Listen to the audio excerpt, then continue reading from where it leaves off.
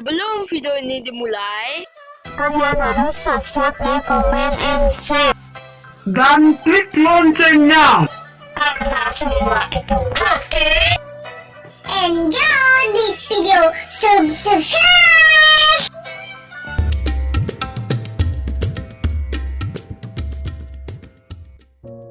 Ayahku Syekh Ali Wafa memiliki keistiqomahan dan semangat tinggi dalam mengajar. Meskipun ada tamu, beliau tidak meliburkan pelajaran. Walaupun tamu-tamunya merupakan orang-orang terhormat seperti kiai dan ulama. Hal tersebut menjadi kebiasaan beliau kepada kami dan para santrinya, apalagi cucu-cucunya. Apabila waktu mengajar tiba dan sedang bersama tamu, beliau menyuruhku untuk membaca kitab yang biasa aku baca kepada beliau. Kemudian aku membacanya di depan para tamu. Dan beliau terkadang menjelaskannya kepadaku lalu kembali melayani tamu. Terkadang beliau meminta pemahaman kepada tamu para kiai, dan mohon takrir kepada mereka. Misalkan beliau berkata kepada tamu-tamunya setelah selesai menjelaskan maksud isi kitab. "Bukankah seperti ini maksudnya, wahai para kiai?" Mereka menjawab, "Betul." Keadaan tersebut tentu memaksa kami dan para santri untuk berhati-hati dalam membaca kitab kepada beliau. Terutama santri-santri yang masih kecil.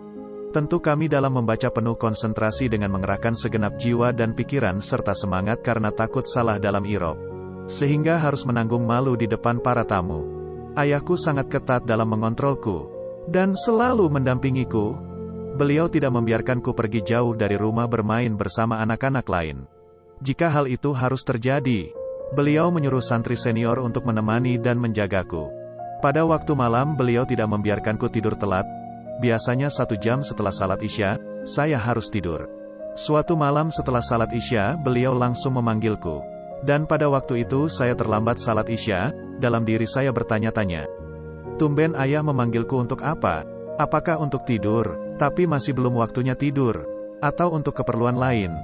Ketika saya masuk ke kamarnya, beliau berkata menukil hadits.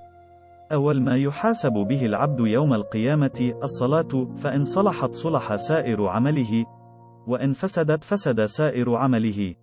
Perkara yang pertama kali dihisab oleh Allah pada hari kiamat dari seorang hamba adalah salat. Apabila salatnya baik maka baiklah semua perbuatannya, dan ketika salatnya jelek maka jeleklah semua amalnya. Kemudian ayahku berkata, "Tolong irobkan hadis ini." Ketika saya baru memulai sedikit mengirob, beliau mengizinkanku untuk keluar. Aku heran dengan kejadian itu, karena pada waktu itu saya masih kanak-kanak. Saya anggap kejadian itu sebagian dari karomahnya, sekaligus wasiat yang amat penting bagiku. Di waktu lain, beliau memberi wasiat kepadaku 2 hal. Dan aku belum mengingat wasiat lain darinya selain 2 hal tersebut. Pertama adalah menjaga salat wajib. Dan kedua adalah membaca Al-Quran setiap hari paling sedikit 1 juz. Ayahku rahimahullah juga menyuruhku untuk tidak memakan ikan, dan menjaga diri dari mengkonsumsi makanan-makanan yang dijual bebas di pasar. Perintah itu berlaku sejak permulaanku mencari ilmu sekitar umur 6 tahun. Keterangan ini, menjaga diri dari makanan pasar, saya temukan dalam kitab Ta'limul Muta'alim. Adapun tentang masalah tidak mengkonsumsi ikan laut bagi penuntut ilmu, saya pernah bertanya kepada Syekhona Syekh Maimun Zubair Sarang ketika sowan ke kediamannya. Saya bertanya, apa hikmahnya, dan apakah ada ulama yang menganjurkannya? Beliau menjawab, ya, dianjurkan untuk para pelajar tidak makan ikan laut pada waktu menjadi santri. Lebih-lebih pada permulaan menuntut ilmu, karena tabiat ikan laut adalah basah. Yang bisa menyebabkan bertambahnya kadar lendir dan kebasahan yang menjadi pemicu lupa. Olehnya para santri dianjurkan untuk tidak banyak mengkonsumsi makanan yang memproduksi kadar lendir dan basah supaya hafalannya kuat. Karena kekuatan hafalan muncul dari otak yang kering. Sedangkan kecerdasan muncul dari otak yang basah. Dikatakan bahwa ketika kecerdasan mendominasi, maka hafalan akan lemah, dan sebaliknya. Sedikit orang yang mampu mengumpulkan keduanya, cerdas dan kuat hafalan. Dengan alasan tersebut, saya tidak makan ikan sejak kecil sampai sekitar umur 20 tahun. Yaitu ketika berkumpul dengan guruku Syekh Ismail Zain di Mekah Al-Mukarramah.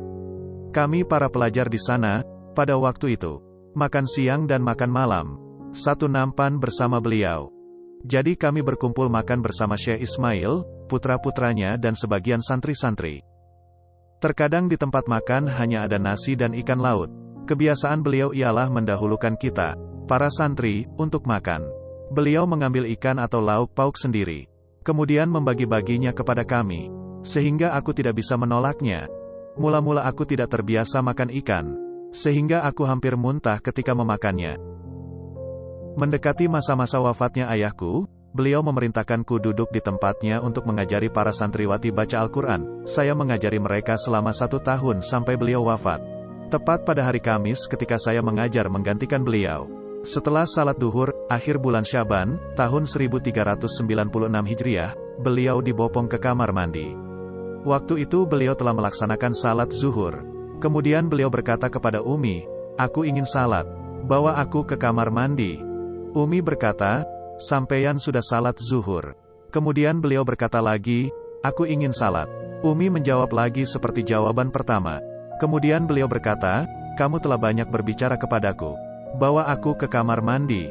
Umi kemudian bergegas membawa beliau ke kamar mandi. Dibantu oleh salah satu ajudannya yang bernama Ahmad bin Hussein. Sampai di kamar mandi beliau mengambil gayung dan terus-menerus menyiramkan air. Sehingga keadaan badannya tambah lemah. Dengan keadaan tersebut Umi berfirasat bahwa ajal ayahku sudah dekat. Sehingga Umi meminta ajudannya untuk membawa beliau ke kamarnya. Ketika beliau dibopong ke kamar dan melewati tempat aku mengajar, beliau memandangku, dan gayung di tangan beliau terjatuh. Sehingga saya bergegas mengikutinya ke kamar, dan meliburkan pelajaran. Sangat sedih melihat keadaan ayahku tersebut. Saya meyakini beliau akan wafat. Tidak lama kemudian ayahku pulang ke rahmatullah. Ketika itu saya berumur 12 tahun. Semoga beliau senantiasa dalam kasih sayang Allah. Dan saya dikumpulkan bersamanya di hari kiamat. Tentu kewafatannya meninggalkan kesedihan mendalam pada diriku, keluarga, santri-santrinya, serta murid-murid yang mengambil thariqah darinya, dan semua orang Islam. Akan tetapi kami tidak akan berkata apa-apa, kecuali yang diridhoi Allah. Diriwayatkan dari Nabi Muhammad SAW, bahwasanya beliau bersabda, "Kematian orang alim adalah musibah yang tidak bisa tergantikan, dan lubang yang tidak dapat tertutupi. Ia seperti bintang yang hilang. Kematian satu kabilah lebih ringan dari kematian orang alim." Hadits riwayat Baihaqi. Sayyidina Ali berkata, ketika orang alim meninggal, maka agama telah bolong yang tidak bisa tertutupi sampai hari kiamat. Setelah masa idah Umi selama 4 bulan 10 hari selesai, saya dan beliau pindah ke rumah yang dibangunkan ayahku, yaitu rumah yang saya tempati sekarang. Rumah ayahku yang dulu ditempati kakakku Kiai Haji Ali Hisham, dan sekarang ditempati putranya Kiai Haji Unais Hisham. Setelah ayahku tiada, saya belajar kepada kakak, karena beliau mewasiatkan kepadanya untuk mengajariku.